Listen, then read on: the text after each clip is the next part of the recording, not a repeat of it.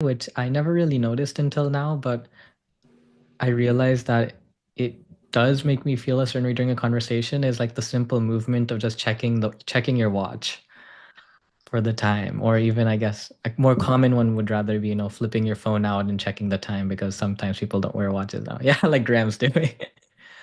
And I think that's one that I never noticed impacted me, but um, it's a small gesture that communicates so much during a conversation.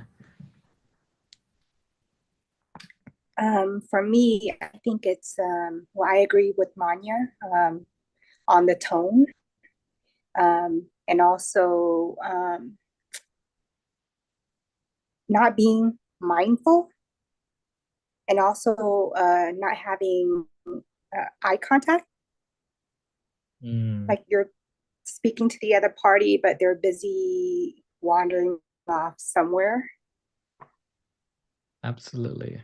I think that's one of the downsides, honestly, of like Zoom and virtual things because, I could be looking at my camera, but like I could be doing anything for all for all you know. But yeah, that definitely it's such a valid concern, and I totally get how that can make you feel in that way. Well, Zoom is a little bit different because, it's hard to look at the camera because you're, at the same time looking at the screen. Um, Right. Like yeah, if I were but to when look at you the have it, camera, this is yeah. yeah, absolutely. Anybody else?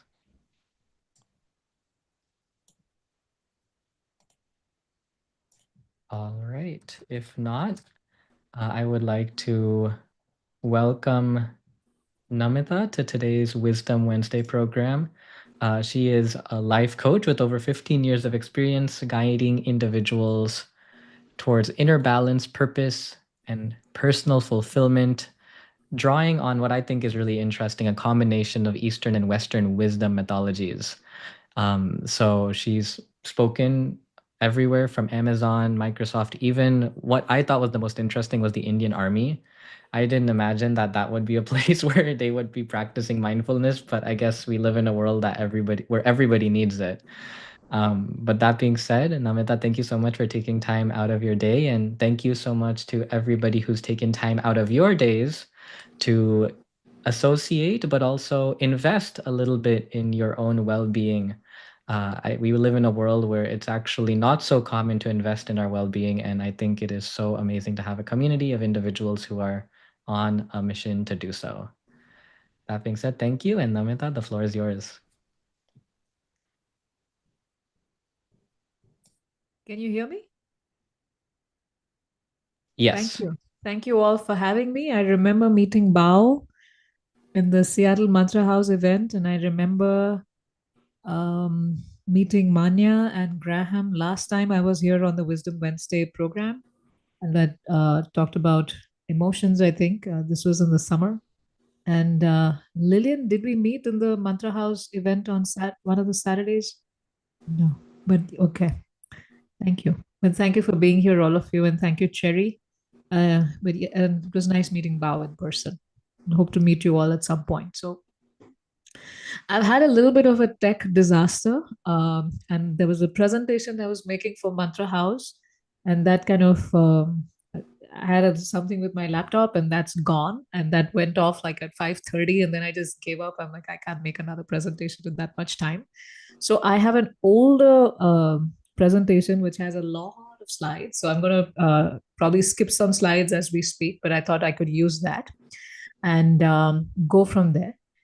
Today's topic is about navigating difficult relationships and or challenges or difficulties that we all encounter and rising above those difficulties in those relationships because we get impacted emotionally. Even a little bit of a conversation and the change in the tone can impact us so much, and what to speak when there's a complete mismatch in the wavelength, a lack of understanding, lack of feeling seen and heard, and so many things going on there. um, Now there are two types of uh, relationship challenges that can happen that I want to allude to today. And of course, there are many, but there are just two basic types. One thing is where you have people who don't mean to be mean, don't mean to be difficult, don't mean to be condescending and things like that, but they're just immature. They don't understand human beings. They don't understand how their behavior is landing on other people and things like that. But these are people who are trainable once they realize that they're messing up, and if they have that much openness and awareness that, oh, okay, I didn't know, I wish I knew better, and I'm happy to work on myself and change. So these are people who are immature. They just don't know how to be in relationships. Then there are, and there's a vast majority, 50% of the relationships difficulties that we have is because and we are immature in so many different ways, and anticipating needs and understanding people and understanding our own selves, understanding what it takes to have a healthy relationship and so on. Yes. The other type are relationships where you are with people, and it's a pandemic based on various studies done just in the United States. It's like each one of us has encountered, they say, at least, and I'll get into those studies, but at least 5 people we encounter in our life are the ones who have a personality disorder, and they are the ones who are the toxic, narcissistic, emotionally abusive kinds that we see and that we encounter in our lives. And now, because of the way things are going, and because those videos do really well, those posts do really well, there's a lot more content on toxic and narcissistic abuse, and there's a lot of people like feeling connected to that. But a lot of times we're not in the state where we can diagnose. But at the same time, a lot of those symptoms feel like, oh, every relationship that I'm in, yeah, that person is toxic. No, it's not every person is toxic. Some people are immature. They may have those traits, but they can learn, they can edit, they can update, they can upgrade.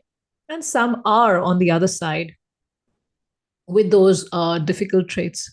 So what I thought is that it's always nice to address the big elephant in the room, which is understanding those traits and people with those traits and learning how to deal with them, because that gives you a lot of insights even on how to deal with the ones who are just not aware of their behavior. So I thought of doing it this way, and I also thought, in the interest of time, because I don't know how this presentation is going to flow, I also thought of sharing like 2 gifts with you. And there are these 2 different journal prompts that I have that you all could use. Ayan, is it okay if I share something here in the Yes, chat? absolutely, please. Okay. So this one is about journal prompts for healthy relationships and emotional balance. You could click on the link, and then you could get it down. You could come to your email once you register over there.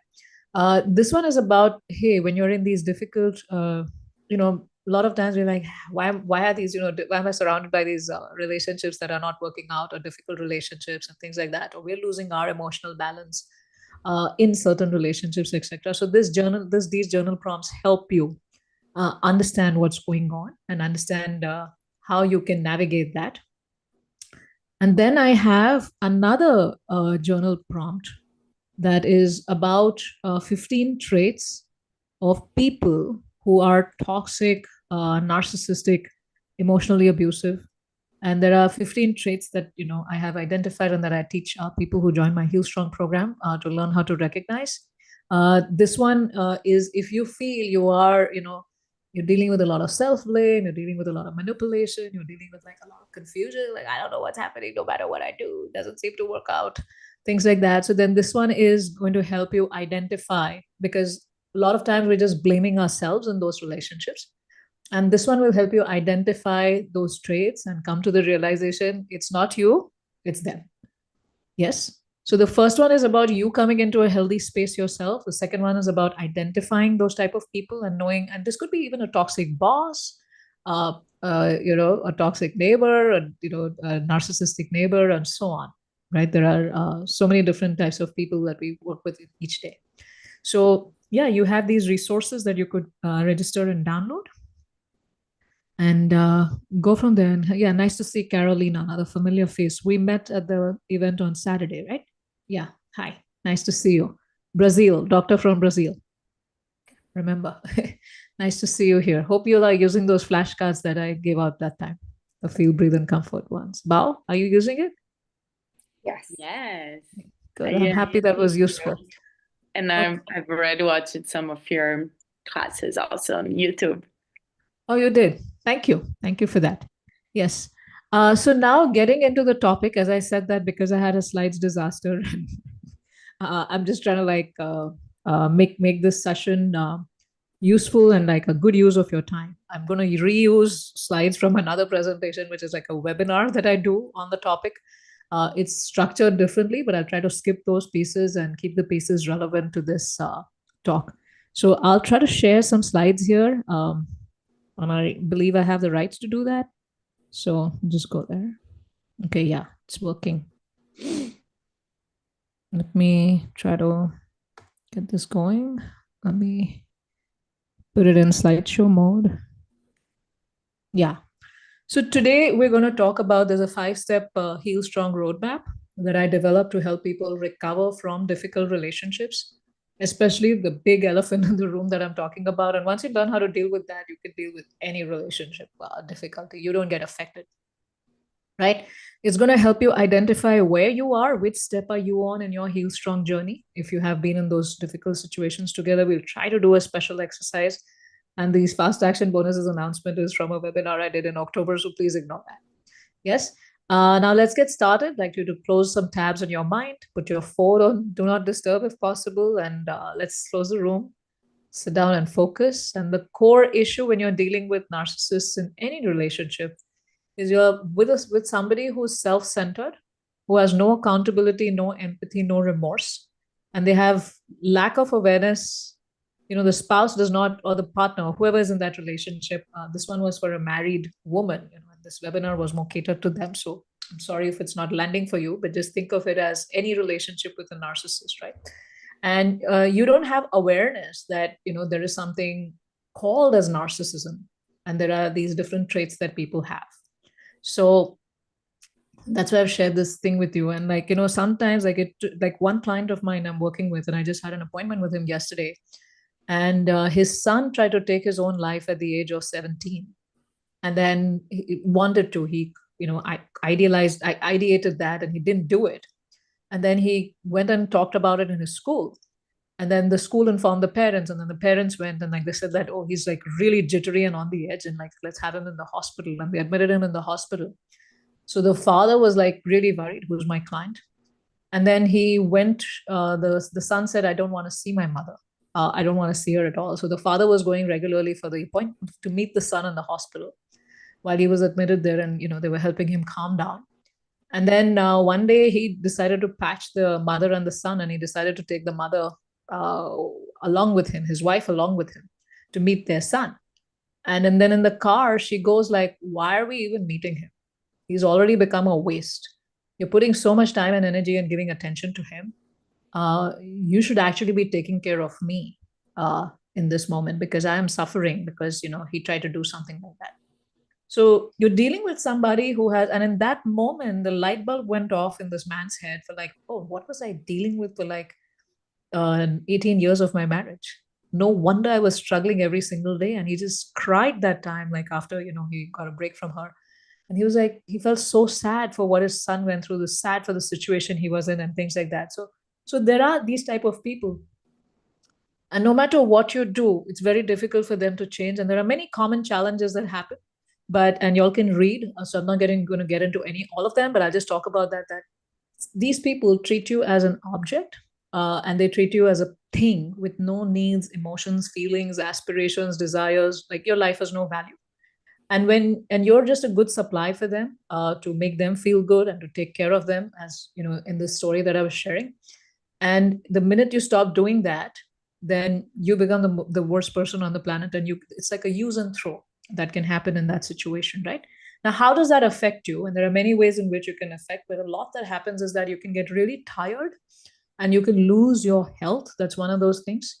And then when we've not understood these traits, and when we've not done it like this man, for 18 years, he was trying to be on perfect behavior to keep his wife happy, but she was still never happy. right? But she was always upset and she was always demanding more and more. And he thought that the more I do, then one day she'll be happy, right? But that never happened. And people start believing that their needs are not important, their dreams are not important, everything that goes wrong is their fault, and so on. Yes. And there are some case studies, again, of another woman whom we've been coaching since September. She did everything. She got married to the man of her dreams. She got, and then everything was okay. And then she had a son, and then and she was financially supporting. And as soon as, she got a raise, and this man quit his job, and then the whole child caring and the running of the house and everything was on her. And she kept trying to be perfect, trying to fit into his family, trying to do all of these things. But there was always a lot of fault finding, and she never received any love, attention, appreciation. There was no relationship. She was just an object making sure his financial needs were met. Started losing her hair, disrupted her health, her menstrual cycle went out of whack.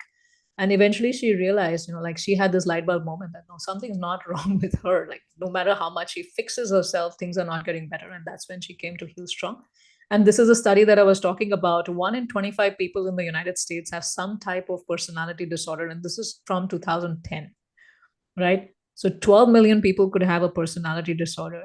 And now if each of these people have approximately had 5 significant relationships or partners, and in their any given year of these 12 million people, 60 million people are getting affected by a narcissist or a toxic person. So yes, 60 million people at any time are affected by someone else's pathology, and that's just in the US, and that's just in 2010.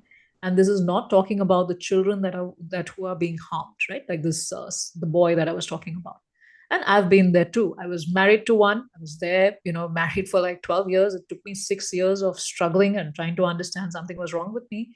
I kept trying to fix myself, kept trying to do everything properly. And there were times when I would be just crying alone, or I would have collapsed because of some health issue, because of all the stress building up. And I remember that, he just walked away and started doing his stuff. It's only when I got up from the floor after some time, and then I was like, oh, what happened? I fell down. I was talking to him and I fell down. And then when I asked him what happened, he's like, yeah, you fell down while you were talking. And, he just walked away. And I said, okay, I want to see a doctor. He's like, yeah, you can take the car and go. And I said, no, I'm not. I don't think I want to drive in this condition. And he's like, I'm too busy doing this volunteer service. And, if you can find a friend to go, or we can go tomorrow. So, and then over a period of time, you start believing you're not important, and you get gaslighted so much. And there is a change needed, because so many of these things happen. Friends and family don't get us. A lot of people don't understand us, what's happening, and we're trying to get their validation, but nobody gets it. Everyone's trying to tell you, like, adjust or see things positively, different way. And it can become something called as toxic positivity. And there are uninformed therapists. I was seeing a therapist, but she was very uninformed about the whole narcissistic piece, and she actually became an enabler in the whole situation. And reaching out to spiritual mentors does not help sometimes, because they tell you to take shelter of God, which is useful, but at the same time you're looking for tools, right? And there's no holistic system that helps you with body, mind, and energy. But there is a way, and the way is not just about just knowing how to tiptoe, because you get so used to learning how to tiptoe and you think that's normal, or just accept it as your karma. But it's about thriving and living in your life. So take a moment to visualize what that means for you. And there are these various different success stories from different companies, men and women, who have benefited. Like, he was 13 years of serving, and still the wife being extremely unhappy, and he had given up so many pieces, like allowed so many parts of himself to get chipped away. And then he finally came to the conclusion that no, something is off. And then he talked to me. He was on the verge of suicide, and this is a person following a spiritual path. And then I talked him out of it. And then he finally joined the program. And then within 5 months, he got like so many insights. I'm going to share that method with you, what we teach in the program, right? And it helps you become free from self-blame, set up firm boundaries, and thrive in your life amongst these other things that happen. So this is a program that I'm going to share with you today, these 5 steps of the Heal Strong method that I developed to help myself heal, because I didn't get any structured program anywhere to really like revive myself and bring myself back. And I'm here to share that with all of you. There is a right way, which is a holistic program, which takes care of your emotional, spiritual, and physical wellness all together and works at all levels. And that's what helps you. And hope you find some insights from this. Another success story, 28 years of marriage and struggling, and then she divorces her husband. And then many years pass by, but she thinks she's doing well. But then she finds a lot of her friends are still mistreating her. And then when she hears some of the videos, she finally joins the program. And then she's like, oh, what was I living? I thought I had healed, but I had not. Then she became a Heal Strong coach on my team. She became a certified coach, and now she's coaching people, our clients who come to us. So there's a difference. It's, you don't want to, like, people, whether it's you or it's other people, it's not about people being in this state, but you want to be thriving and being happy in your life, and you deserve it. And there is a bright future, and you want to be a disruptor. You're like, when people heal themselves, it's not just them, but they're disrupting the whole wounding cycle that can go on from one generation to the other. So one healed person protects generations ahead that are coming. Yes. And then also they live for themselves, and they're thriving, and they can bring help and support to so many people. A lot of people try many online programs. They fall back to their old self. And this morning I was doing another webinar where we were talking about how a lot of people go for self-help things, and only 8% actually get some lasting transformation. And out of the people who go for coaching, only 20% of the people actually have some real transformation, because there's a lot of surface level stuff happening over there. So I want you to believe in your potential. The Vedic scriptures say that each soul, your soul, Bao, Carolina, Graham, Ayan, Liliana, and who else is there? Manya, Cherry, Isha, Dana, and so many of you. Each of our souls, the Vedic scriptures say, the Indian scriptures say, Eastern scriptures say, is more powerful than the sun, right? And the sun is what illuminates the entire universe, right? And it's what causes all the functions to happen, right? From plants to our routines to the heat in the world and so on, the light in the world and so on. But your soul is more powerful than the sun. And believe in your potential.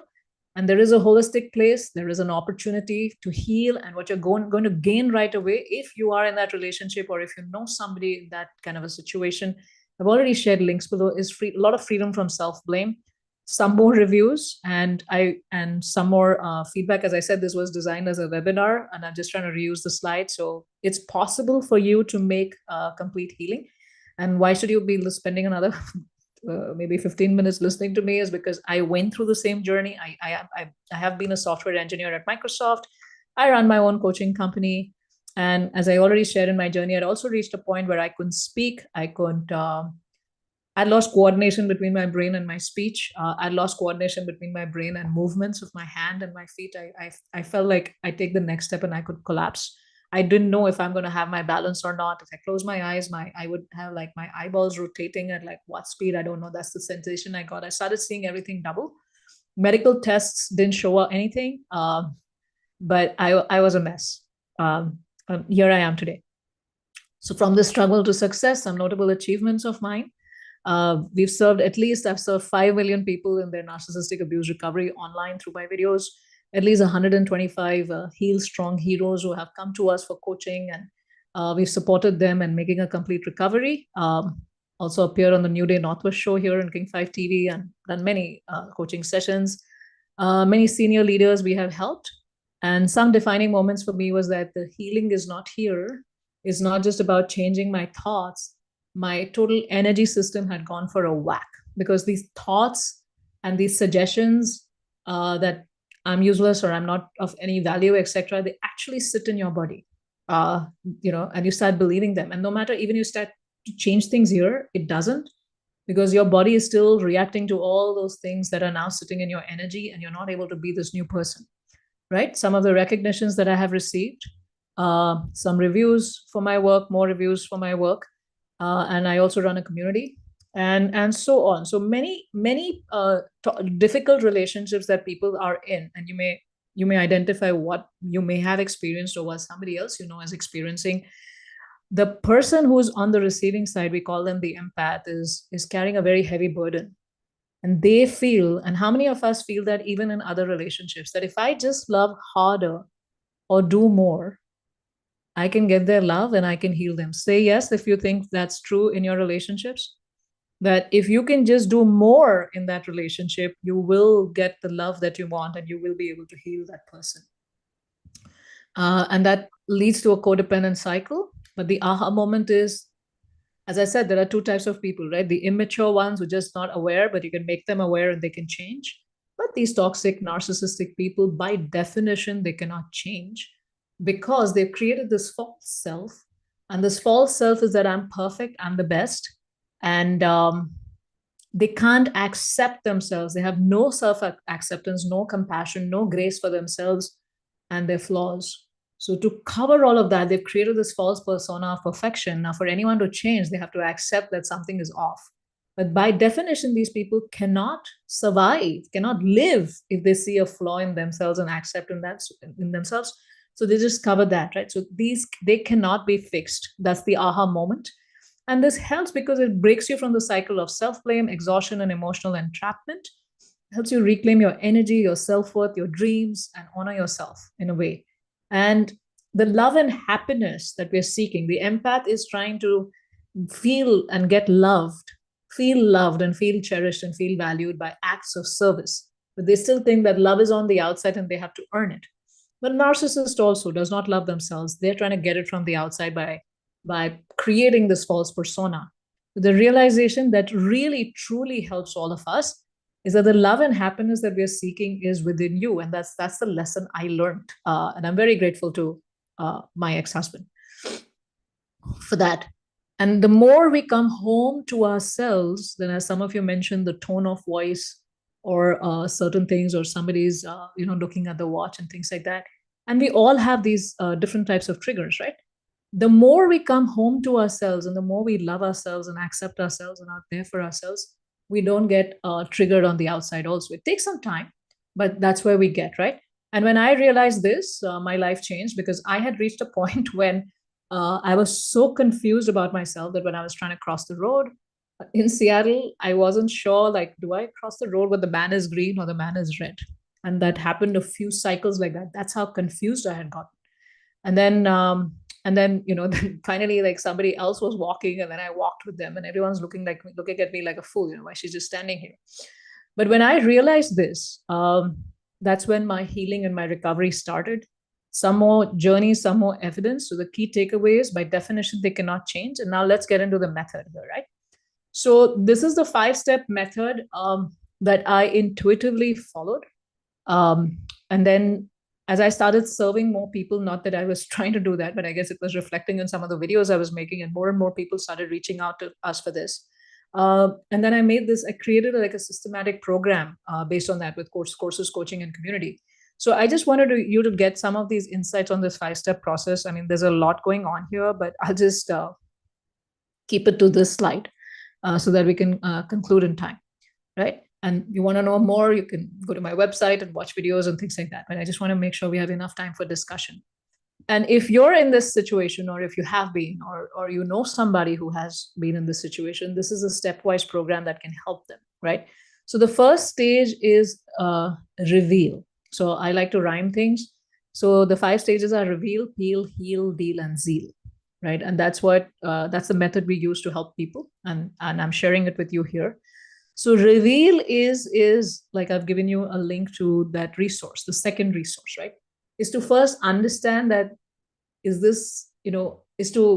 have to know what you fear, right? So you have to sit closely and understand what you fear. Then you start fearing them. So just understanding them that, hey, this is not a normal person I'm dealing with, like the other normal people I'm dealing with. There is something off here. And to understand more deeply about what these traits are and how people who have these traits behave.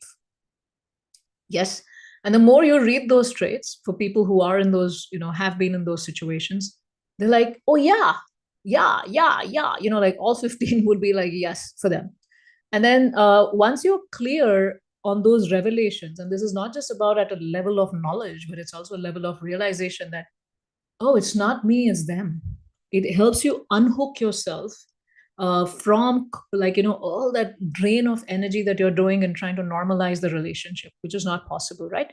So step 1 is to learn how to identify those toxic traits and protect yourself. Now, person in this stage, they actually get very angry because they're very angry with the person they're living with or they're dealing with, the toxic person in their life, the narcissist. and they're angry with themselves. Like, how could I be fooled? How could I be fooled? So that's the emotion they go through. The next stage is peel, right?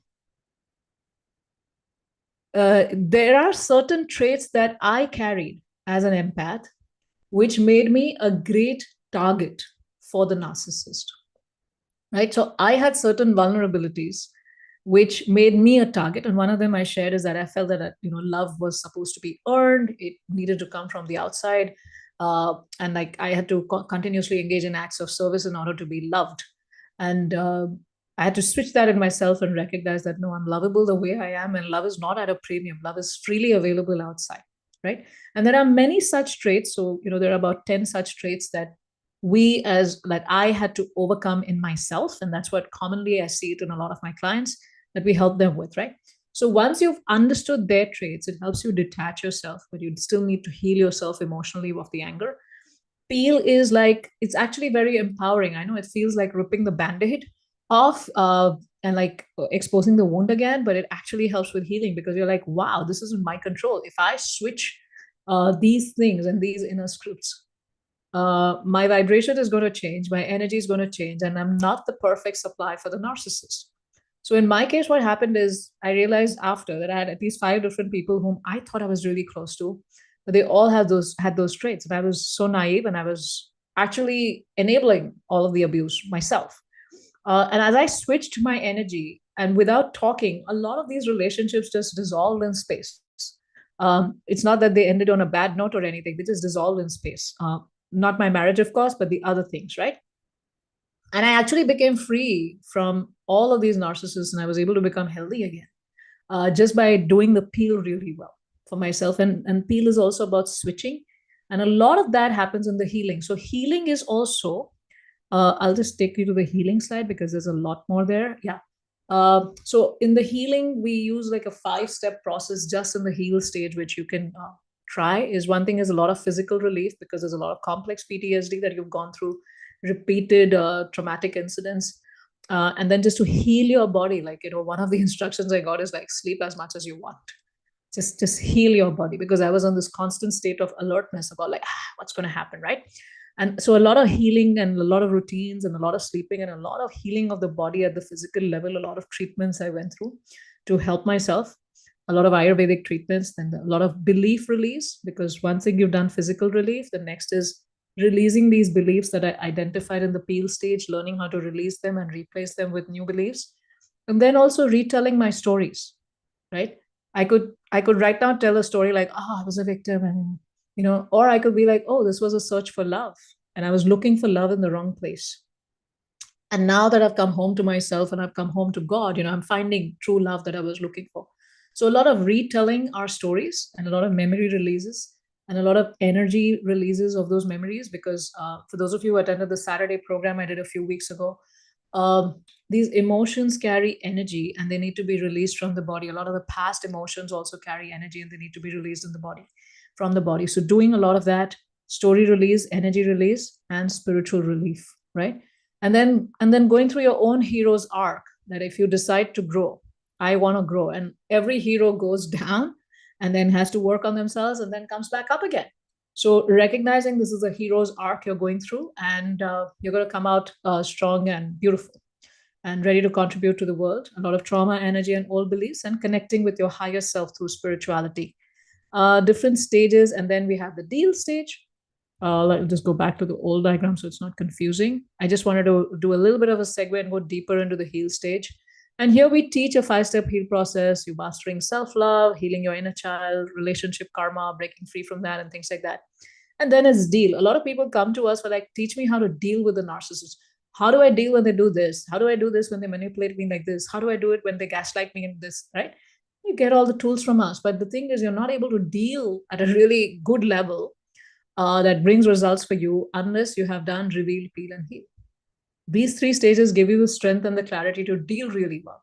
So then you learn how to deal better with these different people in their lives and develop a very secure relationship style. And lastly, these can be very difficult and devastating, but what really helps people come out, what I've seen is that when they have a larger purpose and a larger goal. So that's what we do for our clients, and that's what I'm trying to encourage those of you or those whom you will share these details with, your learnings with, is about having a clear identity and having very strong, clear personal, professional, and spiritual goals. And these goals are, of course, we have goals at our level, but then having larger than life goals, I think goals much bigger than us. And these are usually goals of contributing to the world and leaving a legacy of service, is what really propels people to come out of the difficult, situation they're in, right? So that's what, like, oh, my life has meaning, my life has purpose. Let me go above. Let me rise above, as the title today. Let me rise above these challenges. Let me, after healing and dealing and revealing and peeling, I'm not saying to unheal and then to still go over there, because you won't be able to contribute, is working on yourself and then rising above by having a larger goal of service, connected with the divine, connected with serving humanity in whatever your skill set is, right? When you have that larger goal, it actually gives you impetus to your healing and recovery, and it helps you grow faster. And having a strong spiritual foundation helps as well. So I just thought I'll go, there are too many slides, as I said. And when you do this, you never fall back to your old way of being. A lot of times we fall back to the old pattern where we just learned how to deal, but we haven't done the reveal, peel, and heal, right? Or we just focused on zeal, but we haven't focused on the first four. Then you collapse and you go back. But when you do this full process, you never fall back. It's not rocket science. And once you beat the pattern, their pattern and your pattern, you become unbeatable, you become free. And let's do a quick, I don't know if we have time, Aya. Can we do a quick exercise? Yes, absolutely. We have another 15-ish minutes or so. Okay, so I want to have enough time for Q&A. So we'll just do a quick 5-minute exercise, and then I'll leave this open for Q&A. Does that work? Okay. So can we all start? I'll just try to see everyone as well, so I can see the reaction. Now, can we start with a simple exercise here? And I'm sure this is borrowed from Louise Hay's book, You Can Heal Yourself, this exercise. But a lot of healing and a lot of recovery just starts with self-love. And a lot of us don't realize that we've gone around our lives, neglecting ourselves, our needs, our feelings, our emotions, and all of that. But when we truly start being there for, and this doesn't mean in a hedonistic way, this doesn't mean in a very selfish, self-centered way, but truly in a way that, yeah, if I love myself, I can love others, and I can really take care of others really well, right? Because the more you understand your needs, the more aware you become of other people's needs, and you get better at relationships also. And the more you become aware of your needs, you get better at setting boundaries also. Otherwise, what would you set boundaries for when you're not aware of your needs and when you're not honoring your own needs? Yes. So this simple exercise, if you all can do it every day, that'll be really nice. But right now, wherever you are, find a mirror. If you have a phone, I'll let you use your phone this time, but you can switch it to selfie mode and look at yourself. And as you look at yourself, notice your hair, your forehead, your eyebrows, your eyes, your cheeks, your nose, your teeth, your neck, your hair. And I know you're like, oh, I have a zit over there, and oh, I'm wrinkling now, and oh, where did this white hair come up? And oh, my face doesn't look balanced. I look tired. And I know a lot of things might be coming up like that. But I want you to connect with yourself, look into your eyes, and just tell yourself, take your name. And I'm going to use my name, but you say your name, right? So just look at yourself and say, I love you, Namita. And say that with full meaning and attention, and connect with what's happening inside of you when you're saying that. He says, can you say that one time? Going one. Going two. Going three. 4 and 5. Okay, I'd love to hear in the comments how that landed for you. What were some of the emotions and some of the feelings that came to you as you looked at yourself, like at yourself, and just said, I love you 5 times to yourself? I'd love to hear in the comments. And why is this exercise important? Because people, in all relationships, and especially in toxic narcissistic relationships, they have mastered the art of abandoning themselves. Because if they ever paid any attention to themselves, that meant that they would risk the relationship with the narcissist or the toxic person. And because then there would be a tantrum because you were not being a good supply to them and you were not subservient to them. And how could you give attention to yourself? Because they don't want you to be strong, right? And the minute they see that you're becoming strong, which means that you'll be able to spot them and you will leave them, right? So they don't want that because they want you as a high quality supply sitting around them and constantly doing and things that they're becking and making them feel good about themselves. So they've spent years and years of abandoning themselves, all of us, whether in toxic or narcissistic relationships or any relationship. A lot of us, I won't say all of us, a lot of us have done that, ignoring ourselves and my needs don't matter. And this step helps you to start recognizing yourself as a person. A lot of times we treat ourselves as objects. So that's why the world treats us the way we treat ourselves. That's what happens, right? So this helps you to start loving yourself. And as you value yourself, you're inspired to find healing for yourself, right? And it's nice to see nice comments coming here from some of the women on the group. Carolina says she felt joy. Lillian said she felt peace. Bao said she felt strange. Manya said transformative. Graham, shadows of the past. I've known narcissistic people. Sorry to hear that, Graham. Dana said uncomfortable and fake. Yeah, it's a little weird. When you're doing it for the first time, you're uncomfortable. Like, what the heck? What am I doing? But then as you do this every day, you come home to yourself. You start honoring yourself, your needs and feelings, and it helps you. And I'm just looking at a few more. Amanya felt that Deepali said, how much harder it say to yourself than other people? Yeah, that's right. Manya is saying yes. Manya seconds that. So can you all do this every day for me? In the night when you're sleeping, we're all looking at the phone. Are we? Or in the morning? Can you just look at yourself, or after you brush your teeth in the night, can you just look at yourself in the mirror and say this to yourself 5 times? That's better than the phone, actually. Right? Easy to do. Those who are going to do it, say yes, I need a commitment. And you can send me an email that you are doing it after 7 days. You can send me an email on sending my email. It helps with accountability. Yes, you can send me an email after 7 days telling me how it went for you and how after doing it for 7 days, you're feeling different. All right. So in my own story, one day I just decided I'm not crying anymore.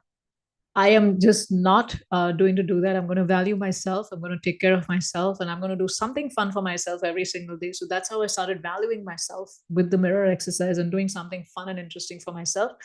And then, of course, going through this long, arduous healing journey to be able to come here and get a chance to serve you. So yeah, send me an accountable thing.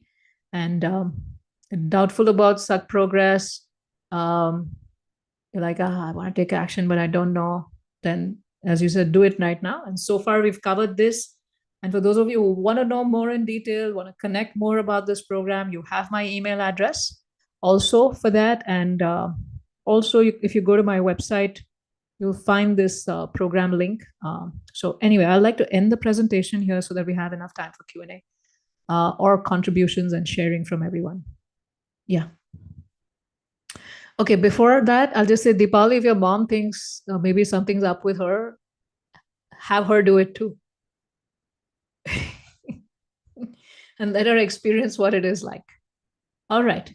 I'll just share the links while you all are talking. And yes, good, Deepali. I'll share the links here. And for those of you who are looking for more resources, and I'm sharing the journals, the free journals that you could get, the journal prompts for these things. This one is for people in difficult relationships. And the other one is for regular relationships, but we're still feeling not so good in those relationships. So this will help you. And yeah, there is a question, but it's sent anonymously to me. So I will not take the name, but I can. Oh, okay.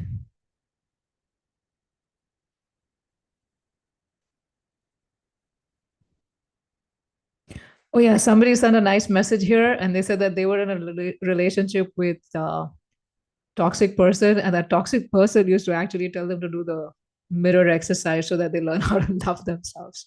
But that was another way for them to confuse them that, "Oh, I care about you," right? So that's what they do, right? They'll show you care, but they won't show up in actually caring for you. Yeah. Okay. I think I shared some messages only directly with the person who sent it to me. So I'll just share it for everyone. Yes. All right. I'll be quiet now.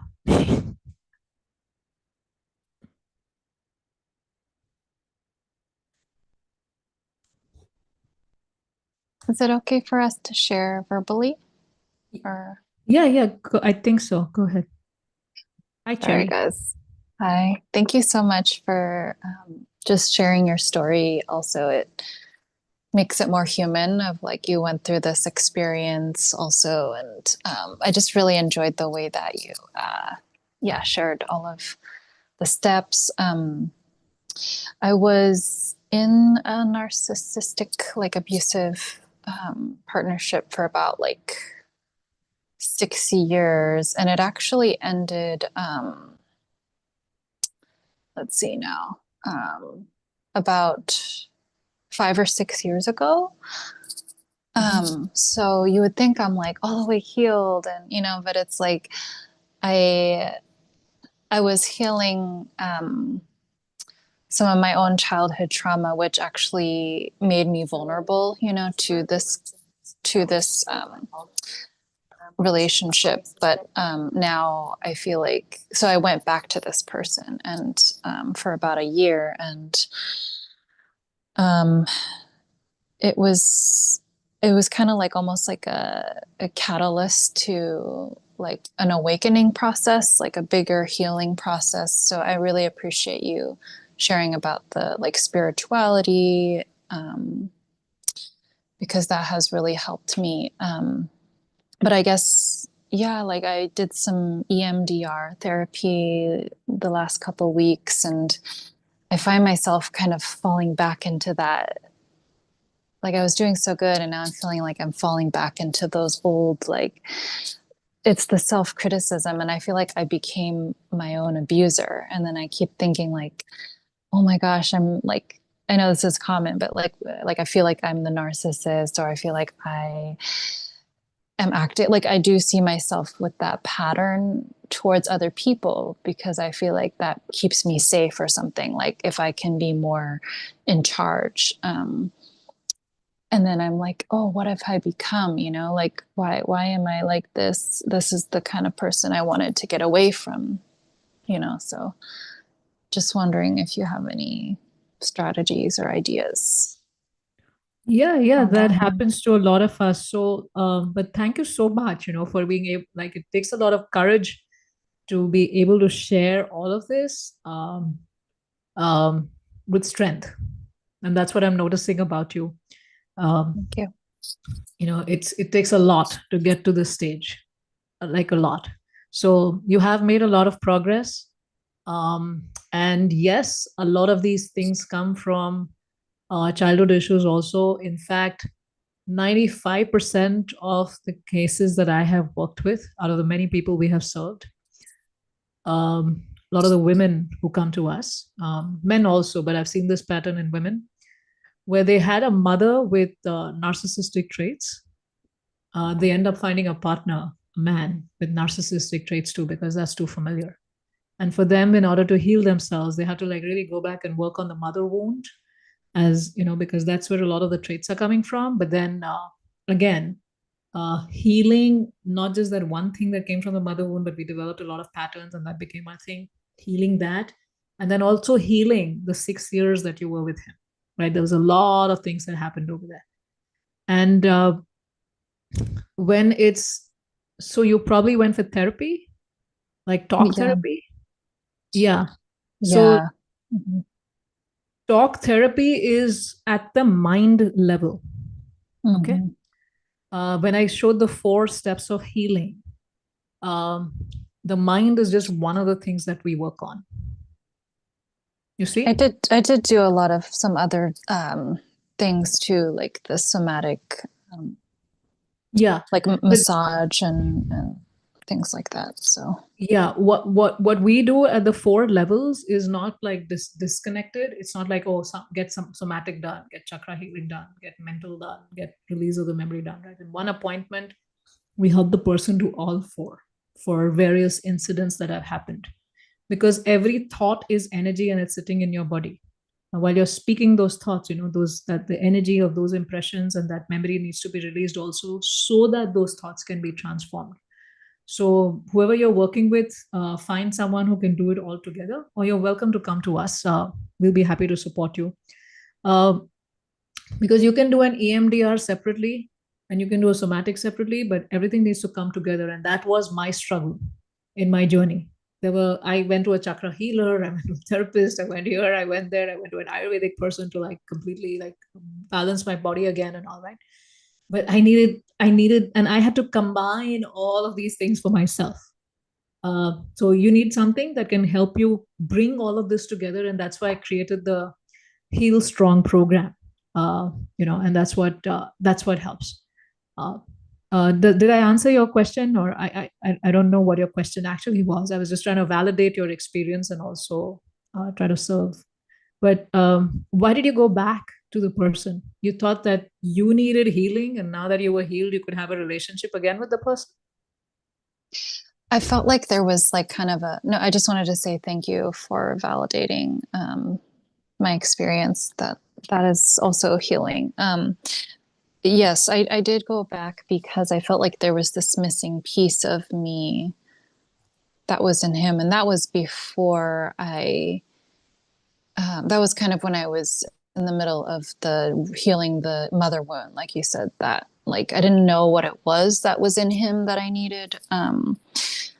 But once I went back to him, I realized how bad it felt like just to be around him. And I had more distance. So I actually had more power in that dynamic than I did before. And oh, good to hear that. Yeah, I actually got to a point where I was a massage therapist for a little while, and I was massaging him and, doing some, like, I was kind of making him my therapy client for a while, and like kind of asking him questions about somatics and seeing if he can meditate with me. And then I realized he can't do any of that, and his body is so tight, and I was not willing to be the healer for him. I was like, that is too big of a project. So I stepped away. Yeah. Yeah. And yeah, I did some different things too, like the plant medicine and a lot of somatic work. And yeah, I think reclaiming my body was number one. So good to hear that. I think that was very bold of you to go back to get some validation and just test out, like, what were you really dealing with someone like that?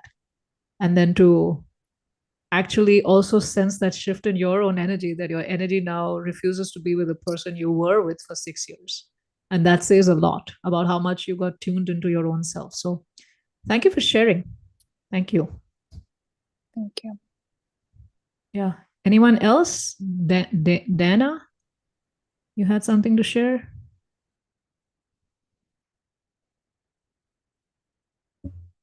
Okay. Yeah, Dana.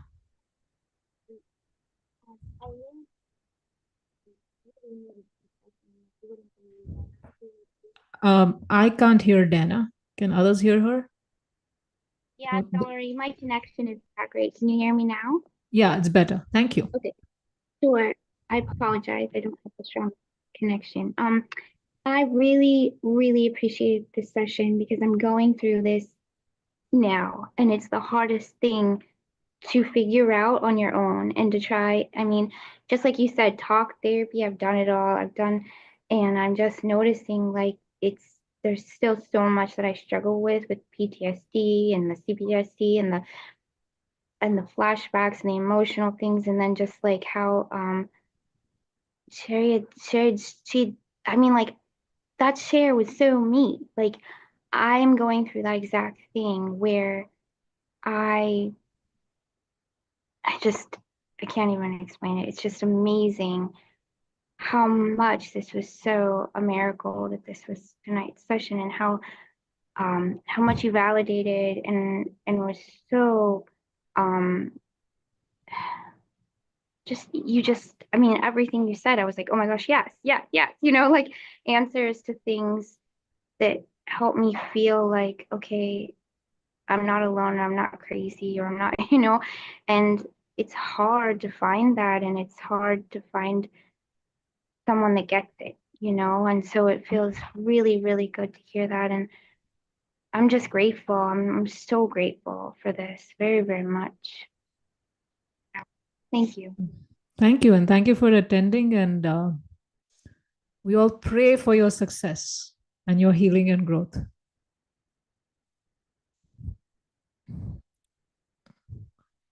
I think we're in good time. I'm going to say I second that. Okay.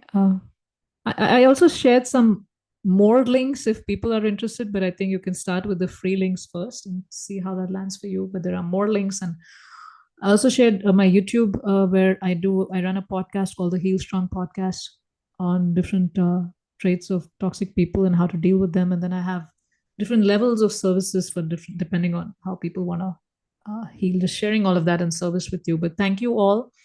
Thank you, Cherry, and thank you, Dana, for sharing. Yes, thank you so much, everybody, for being open, willing to share. This is such a supportive community, and there is power in the trust we build together.